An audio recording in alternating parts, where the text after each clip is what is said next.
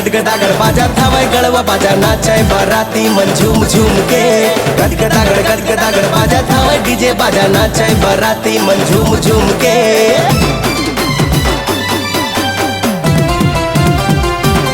सोनू भैया के होवा के शादी तना चर डीजे बाजा माँ। सोनू भैया के होते बिहाव तना चर गड़वा बाजा माँ। डीजे बाजा माँ जी संगी गड़वा बाजा माँ। गड़वा बाजा माँ जी संगी धुमाल बाजा माँ। जाबो जसपुर लेके बराती तनाच वो डीजे बाजा माँ। सोनू भैया के होआ थे शादी तनाच रे गड़वा बाजा माँ।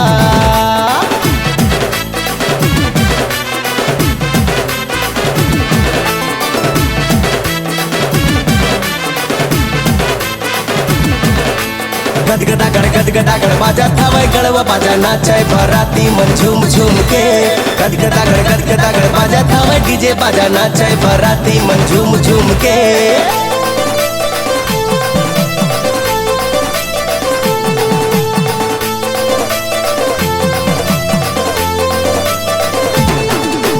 एक तारीख के चूल माटी है, 2 के मान तिलवाही है जी।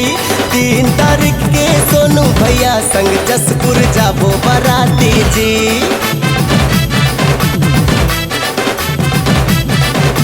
सुनेगा 1 तारीख के चूल माटी है, 2 के मान तिलवाही है जी। 3 तारीख के सोनू भैया संग जसपुर जाबो बराती जी। 3 तारीख के सोनू भैया संग जसपुर जाबो बराती जी।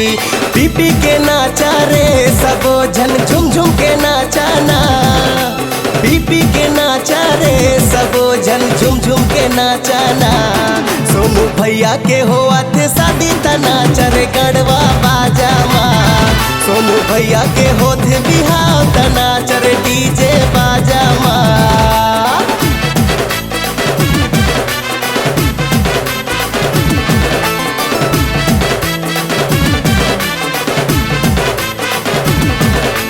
गदगदागड़ बाजा थावे गड़वा बाजा नाचे बाराती मन झूम झूम के। गदगदागड़ बाजा थावे डीजे बाजा नाचे बाराती मन झूम झूम के।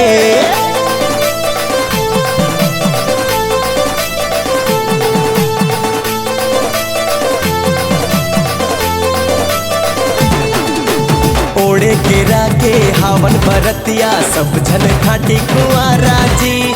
आना वो समधिन तोला न चाहूँ हीरो मैं आशिक आवारा जी।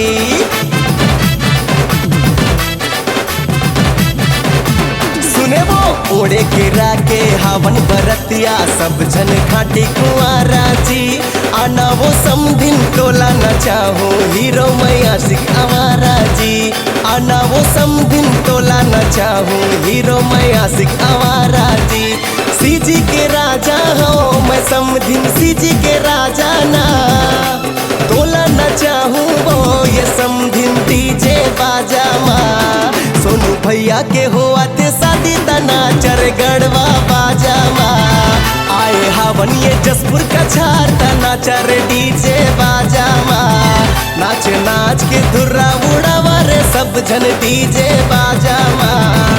सोनू भैया के होआ थे शादी तना चर